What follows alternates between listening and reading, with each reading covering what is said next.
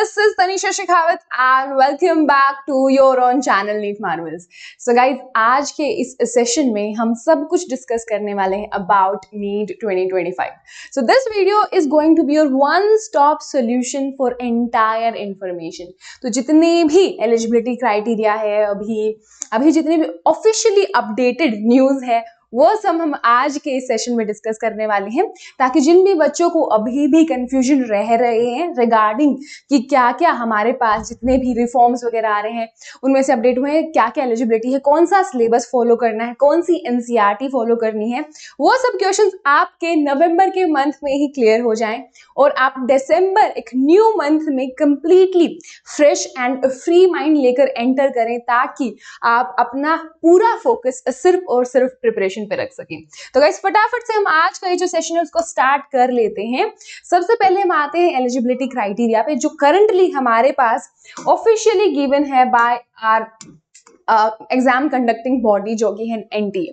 तो एनटीए ने अभी तक जो एलिजिबिलिटी क्राइटेरिया रखा है उसके अकॉर्डिंग सिर्फ और सिर्फ हमारे पास, जैसे कि हमें पता है, मिनिमम 17 ईयर्स ओल्ड होना चाहिए कैंडिडेट 31 दिसंबर 2025 को। उसके अलावा 10+2 आपकी कंप्लीटेड होनी चाहिए या फिर इन प्रोग्रेस होनी चाहिए।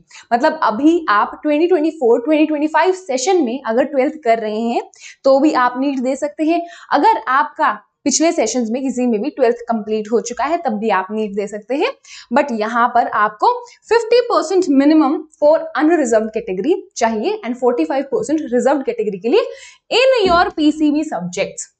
तो यहाँ पर हमारी मार्क्स का क्राइटेरिया आ गया है। उसके अलावा ऑब्वियसली पीसीबी तो चाहिए एक रिकॉग्नाइज्ड बोर्ड से, जिसमें सीबीएसई आ जाता है हमारा, काफी सारे हमारे जो स्टेट बोर्ड्स हैं वो आ जाते हैं और ओपन स्कूल भी आ जाता है। तो ये है हमारे सारे के सारे ऊपर के प्रॉपर जो मोटा एलिजिबिलिटी क्राइटेरिया है वो। अब हम थोड़ा सा डिटेल में माइक्रो हमारा जो क्राइटेरिया है उसके बारे में डिस्कस करें, तो जो बहुत ज्यादा आजकल चल रहा है, जिसके बारे में बहुत सारे बच्चे कॉन्स्टेंटली हमें कमेंट कर करके क्वेश्चंस पूछ रहे होते हैं, तो वो है हमारा एज एंड अटेम्प्ट लिमिट। तो बच्चों उसके बारे में अभी तक there has been no official update, और अगर कोई ऑफिशियल अपडेट आया तो जैसे कि हमने पिछले सेशन में ऑलरेडी बता दिया है 2026 या फर्दर बैचेस के लिए ही वो चीजें इंप्लीमेंट होंगी। आपका बैच अफेक्ट नहीं होगा वो सबसे। उसके अलावा हमें ऑब्वियसली अनलिमिटेड अटेम्प्ट्स हैं और नो अपर एज लिमिट है। तो ये चीजें हम बहुत बार डिस्कस कर चुके हैं, इस पे ज्यादा टाइम लगाने से फायदा नहीं है।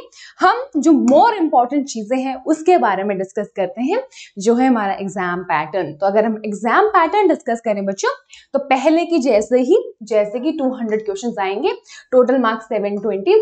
अब ये 200 क्वेश्चन का कैसे डिविजन है, हर एक सब्जेक्ट में 50 क्वेश्चन ईच है, मतलब physics, chemistry, botany and zoology.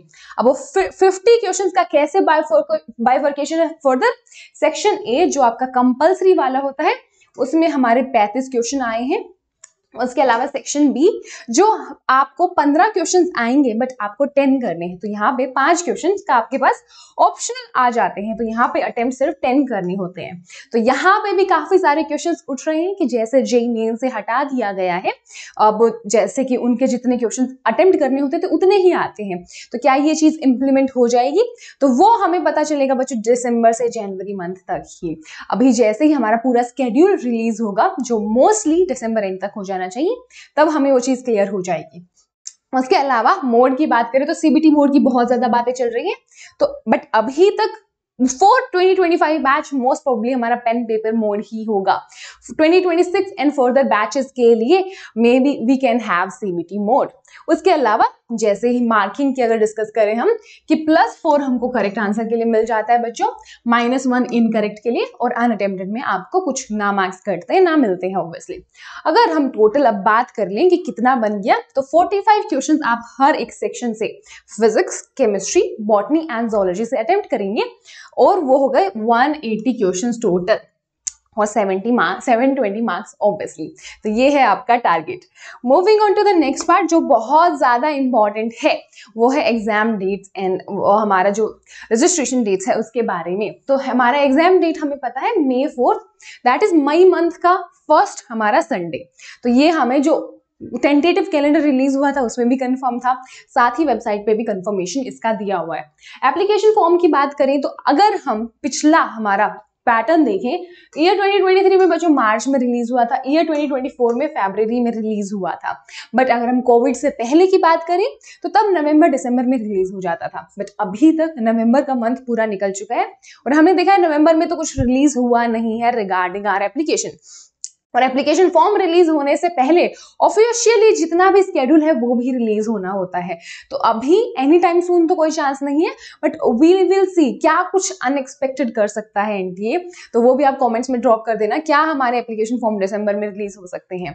Most probably अगर हम पैटर्न के हिसाब से देखें तो हम क्या एक्सपेक्ट कर रहे हैं, जनवरी फरवरी, जिसमें फरवरी मेनली हम एक्सपेक्ट कर रहे हैं कि फरवरी तक आ जाएगा, बट जनवरी भी लेट्स से कि हम एक्सपेक्ट कर सकते हैं कि अगर इन्होंने एक और मंथ जैसे कि वो खिसकाते आ रहे हैं पहले से वो कर दिया तो। उसके अलावा जैसे कि हमने डिस्कस किया कि एप्लीकेशन फॉर्म्स रिलीज होने से पहले ऑफिशियल हमारा स्केड्यूल आएगा, वो हमारा मोस्ट प्रोबेबली तो दिसंबर में रिलीज हो ही जाएगा।